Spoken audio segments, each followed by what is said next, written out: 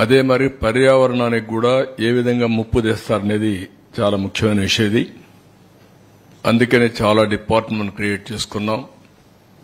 ప్రభుత్వం checks and balances పెట్టుకొని పర్యావరణానికి ఎక్కడా ముప్పు రాకుండా తద్వారా సహజ వనరుల్ని సద్వినియోగం చేసుకోవడానికి ముందుకు పోతాం.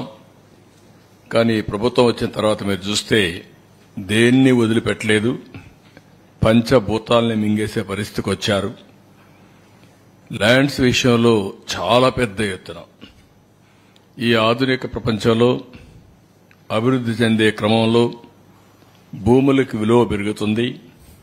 అలాంటి భూములన్నీ పెద్ద ఎత్తున లిటిగేషన్ క్రియేట్ చేసి కొట్టేయడం, భూగర్భ ఖనిజ సంపద కొన్ని వందల సంవత్సరాలు భూమిలో ఉండే కెమికల్స్ రియాక్షన్స్ కానీ అన్ని అవి ఖనిజ సంపద తయారవుతుంది.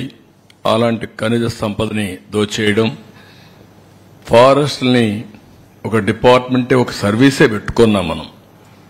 ఈరోజు Indian forest service IAS IPS తర్వాత ఐఎఫ్ఎస్ ఉంది. ఎప్పుడు కూడా ఫారెస్ట్ అంతా కూడా చాలా కంట్రోల్ చేసి వాతావరణానికి ముప్పు రాకుండా పర్యావరణాన్ని పరిరక్షిస్తూ ముందుకు పోతారు. అలాంటి చూస్తే అడవులను కూడా ఇష్టానుసారంగా నిర్వీర్యం చేసే పరిస్థితికి వచ్చారు. ఎక్కడికక్కడ అడవులను కూడా ధ్వంసం చేసే పరిస్థితికి వచ్చారు.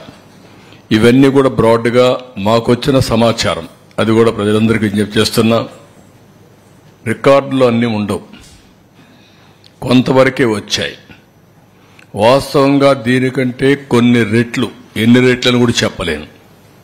డబుల్ ఉన్నాయా, త్రిబుల్ ఉన్నాయా, 4 times ఉన్నాయా, వాస్తవాలు అక్కడి నుంచి వస్తే తప్ప మనం అన్ని కూడా వాస్తవాలను ఎస్టాబ్లిష్ చేసే పరిస్థితులు లేము. అది నేను అప్పీల్ కూడా చేస్తాను పబ్లిక్కి. వారు అప్పీల్ చేసిన తర్వాత ఏం చేయాలని నిర్ణయిస్తాం. నెక్స్ట్, ఇక్కడ ల్యాండ్ భూములు, అదే మరి మైన్స్ మినరల్స్, అదే మరిగా అటవీ సంపద, ఈ 3 విషయాలు కూడా కూలంకుషంగా ఈరోజు మనం చర్చిస్తున్నాం. నెక్స్ట్,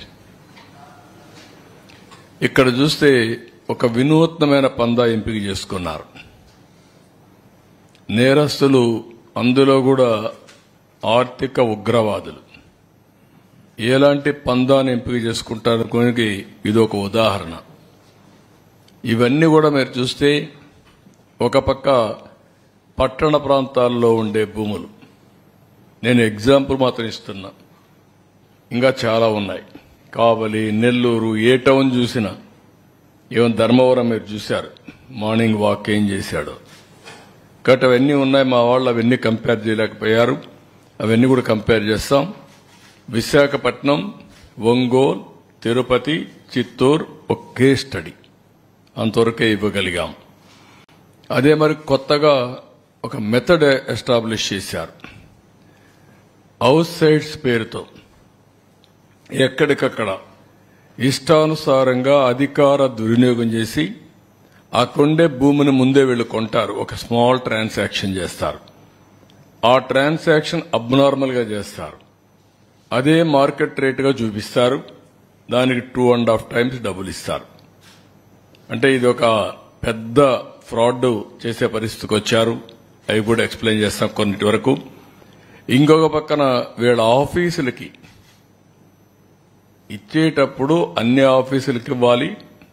ఇక్కడుండే మీడియాకు కూడా మీకు కూడా ఎస్టాబ్లిష్ చేయలేకపోయారు. 22 ఆఫీసులు, 41 ఎకరా, ఎక్కడికక్కడ ఒక అడ్వాన్స్ ప్యాలెస్లు కట్టేసే పరిస్థితికి వచ్చారు. ప్రజాస్వామ్యానికే గంతలు కట్టే పరిస్థితికి వచ్చారు.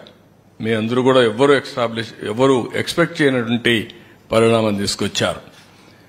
ఇంకొక పక్కన అసైన్మెంట్ ఆఫ్ ల్యాండ్, అనర్హులకి, వీళ్ల కార్యకర్తలకి, వీళ్ళ ఎమ్మెల్యేలు, వీళ్ళ బినామీలకి ఇష్టానుసారంగా అసైన్మెంట్ ఆఫ్ ల్యాండ్స్ అన్ని ఇన్ఎలిజిబుల్ పర్సన్స్ కి ఇచ్చారు. ఇంకొక పక్కన మీరు చూస్తే అసైన్డ్ ల్యాండ్స్, ఇది చాలా నేరం పిఓటి కింద. అలాంటి భూమిని వేరే వాళ్ళు ముందు కల్టివేట్ చేసుకుని వాళ్ళు రికార్డ్ చేసుకుంటే దాన్ని ఫ్రీ హోల్డ్ చేసి రెగ్యులరైజ్ చేశారు. అంటే ఇది ఎంత ప్రమాదం అంటే అంత ప్రమాదం, అలాంటివి చేశారు. అదే సమయంలో ఇంకా లాస్ట్ కొంచెం రీసర్వే పేరుతో భూముల బౌండరీసే మార్చేశారు. ఇంకొక పక్క ఏపీ ల్యాండ్ టైటిలింగ్ యాక్ట్, ఇది పరాకాష్ట. ఇంకెవ్వడికి భూమి మీద హక్కు లేకుండా భూములన్నీ దోచుకోవడానికి, ఒక రాచబాట వేసుకోవడానికి కార్యక్రమాన్ని ప్రారంభించే పరిస్థితికి వచ్చారు.